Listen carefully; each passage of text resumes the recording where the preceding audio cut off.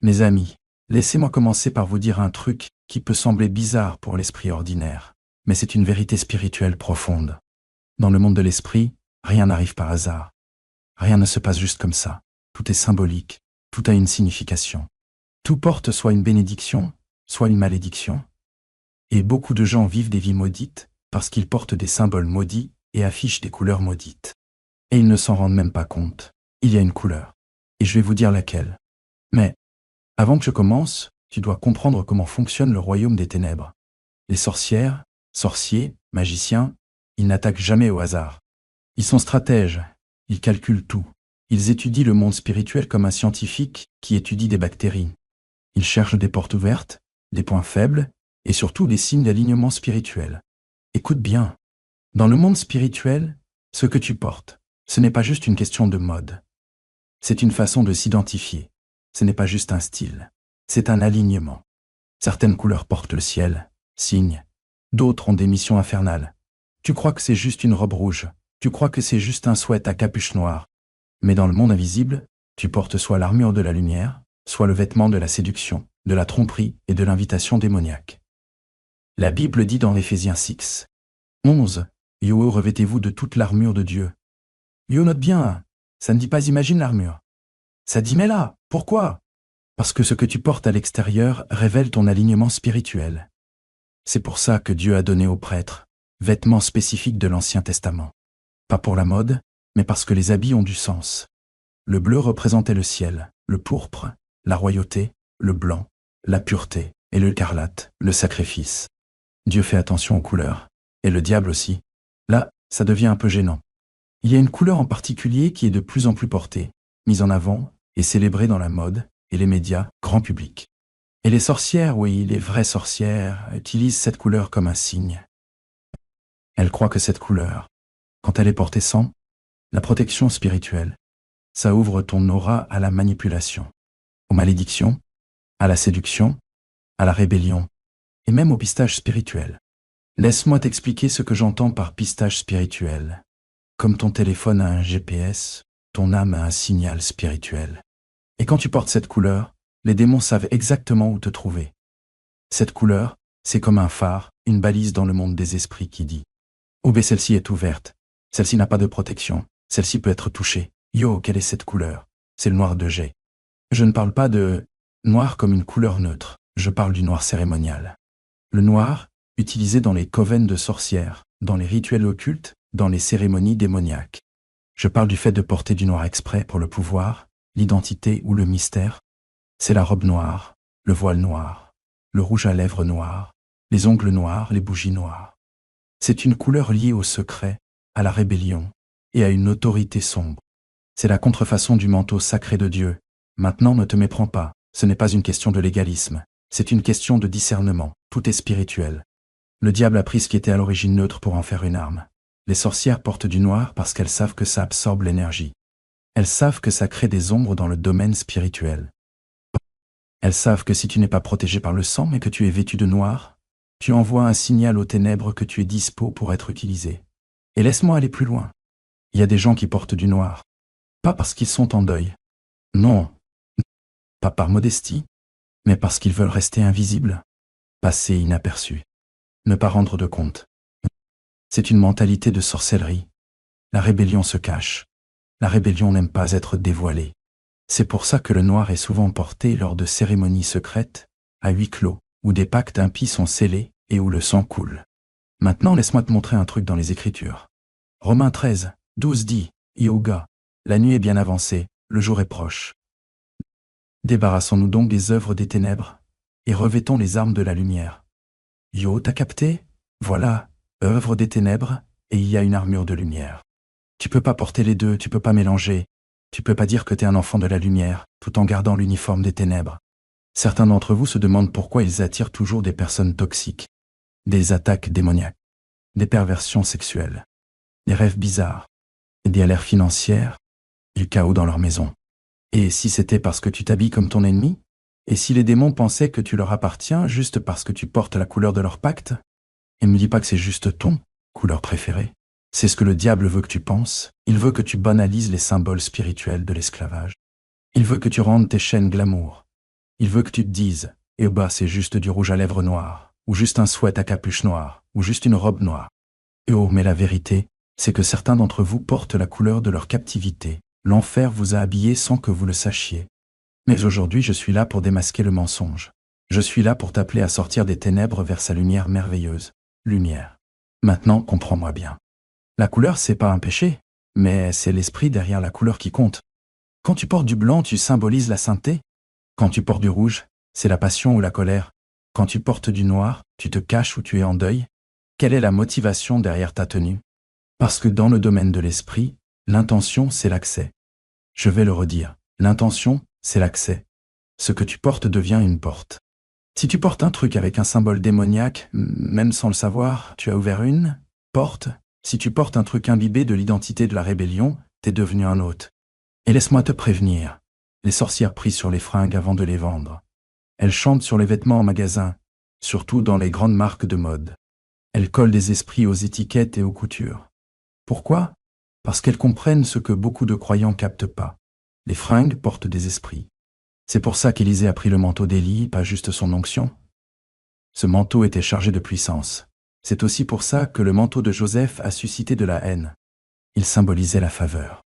C'est pour ça que la femme qui avait ce problème de saignement a touché l'ourlet du vêtement de Jésus. Parce que les habits portent la gloire ou la malédiction. Certains d'entre vous doivent faire le tri dans leur garde-robe, pas à cause du style, mais à cause des esprits. Cette veste en cuir noir qui te donne l'impression d'être puissant, c'est quel esprit qui te la donne? Cette tenue toute noire qui te booste la confiance, c'est quoi vraiment cette confiance? C'est la confiance en Dieu ou l'arrogance de la rébellion? Tu t'es fait ridiculiser sans même t'en rendre compte, mais voilà la bonne nouvelle. Tu peux te libérer aujourd'hui, tu peux renoncer à ce que tu as porté. Tu peux briser les liens d'âme avec les ténèbres. Tu peux retourner dans ton placard avec de l'huile, de la prière, du discernement, et dire « Yegua, plus de tenue démoniaque, plus de vêtements de sorcellerie. Je suis habillé de justice. Je suis couvert par le sang. Yo, et laisse-moi te dire ce qui se passe quand tu portes l'armure de lumière. Les démons la reconnaissent. Les anges y répondent. Les portes s'ouvrent pour toi. La paix t'envahit. Tu arrêtes d'attirer le tourment et commences à attirer la faveur. Mais il faut que tu divorces avec l'obscurité. Tu peux pas la draguer, tu peux pas la porter le samedi et crier Alléluia le dimanche. Le royaume, ça marche pas comme ça. Alors aujourd'hui, je te lance un défi. Sois intentionnel avec tout ce que tu portes. Demande au Saint-Esprit. Bagua, est-ce que ça te plaît? Est-ce que ça te représente? C'est de la lumière ou de l'ombre? Parce que dans cette saison, Dieu soulève des gens marqués par sa gloire, pas par l'obscurité. Il cherche une génération. Il ne s'agit pas juste de chanter la sainteté, mais de la porter, de la vivre, de marcher dedans. Ne laisse pas un vêtement être la raison pour laquelle les démons te traquent. Ne laisse pas une couleur être la cause des cycles de confusion dans ta vie. Ne laisse pas l'uniforme de la sorcellerie devenir ta signature spirituelle. Choisis la lumière, porte la gloire, sois couvert de justice. Et quoi que tu fasses, ne porte jamais ce que les sorcières utilisent pour marquer les leurs. Tu n'es pas à eux, tu es à lui, et tu es prêt à marcher dans cette vérité aujourd'hui.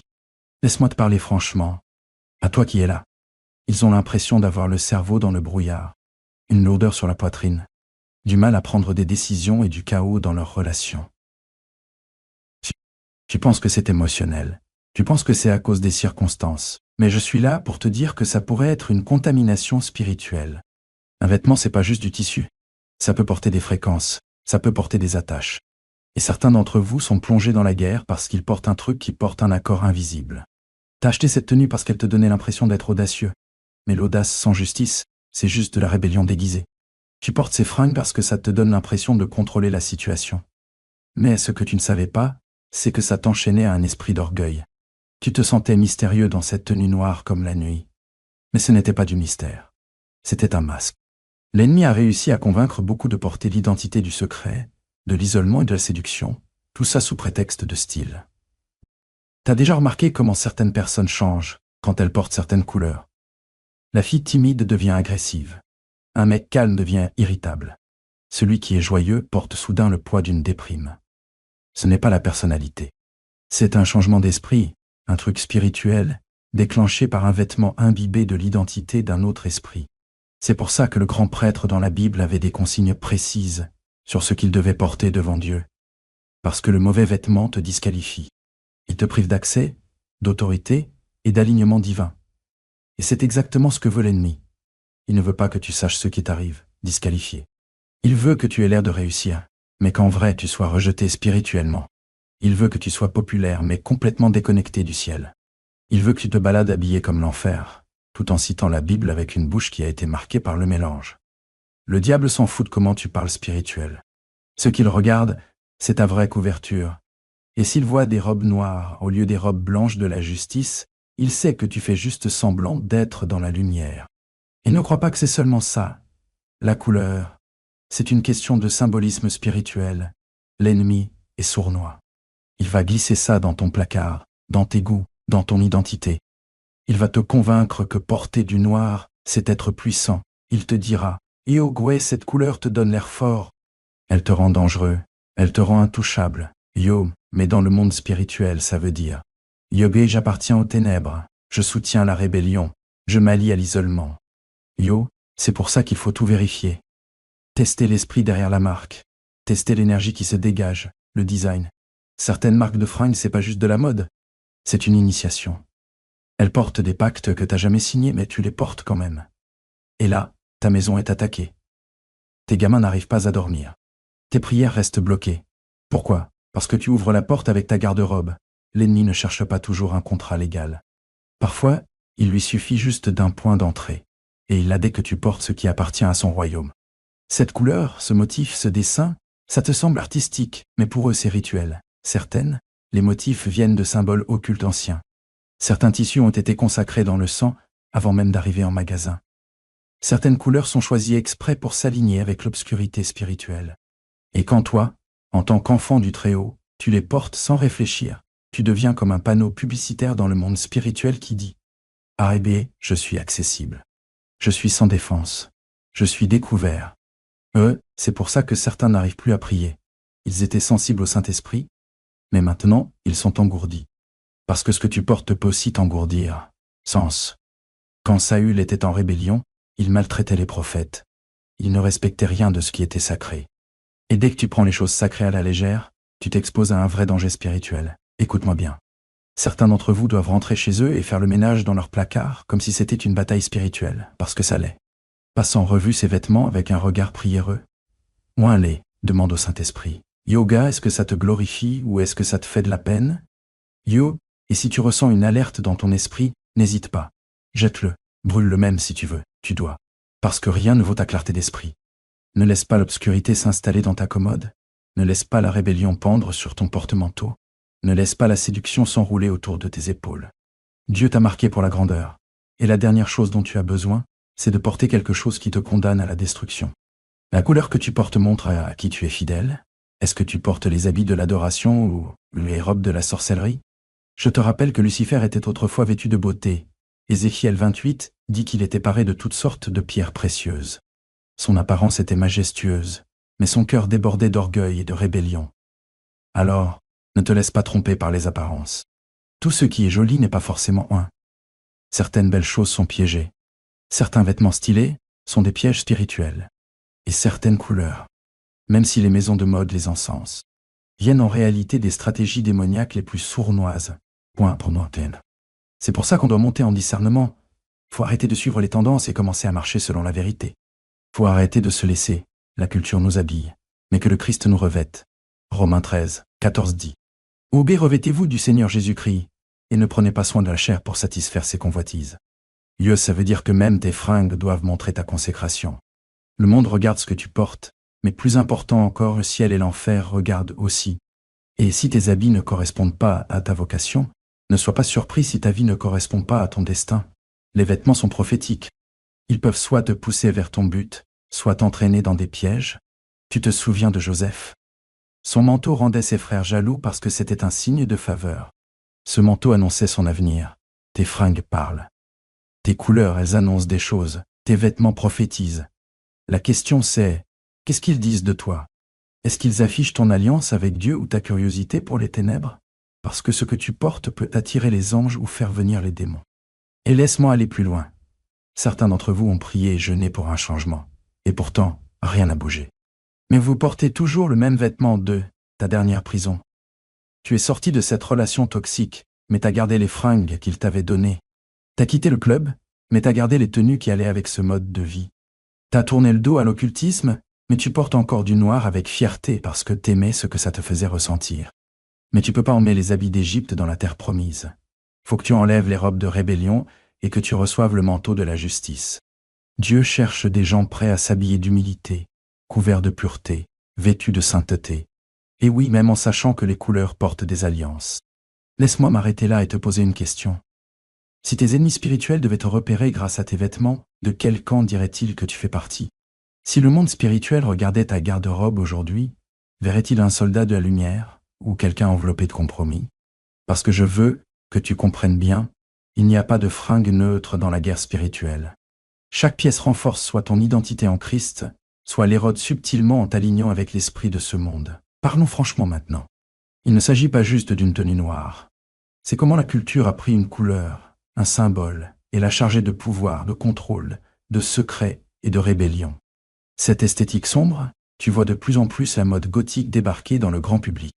La célébration des voiles noirs, des ongles noirs, du total black. Ce n'est pas juste un style.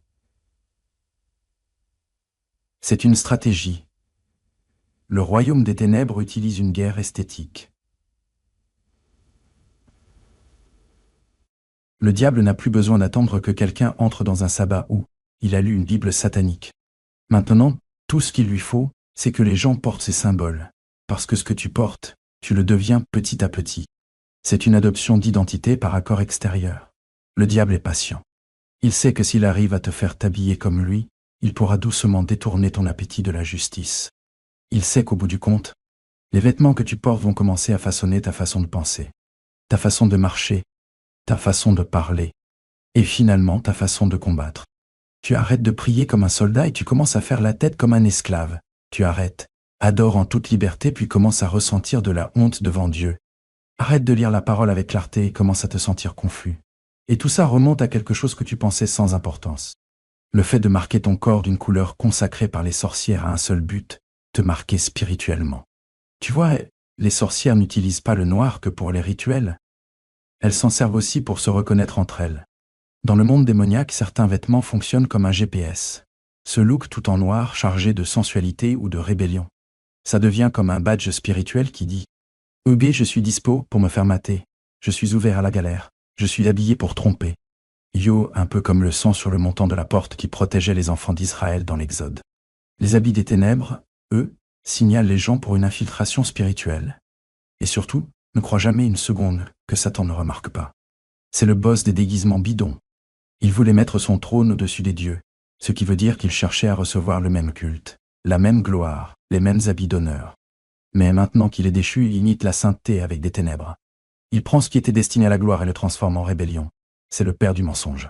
Et il sait que, si tu te mets à croire que ce que tu portes n'a pas d'importance, alors ce que tu portes va finir par compter plus que tu ne le penses.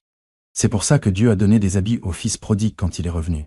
Parce que la restauration demande de nouveaux vêtements. Il ne lui a pas juste donné une nouvelle chance. Je lui ai donné une nouvelle robe.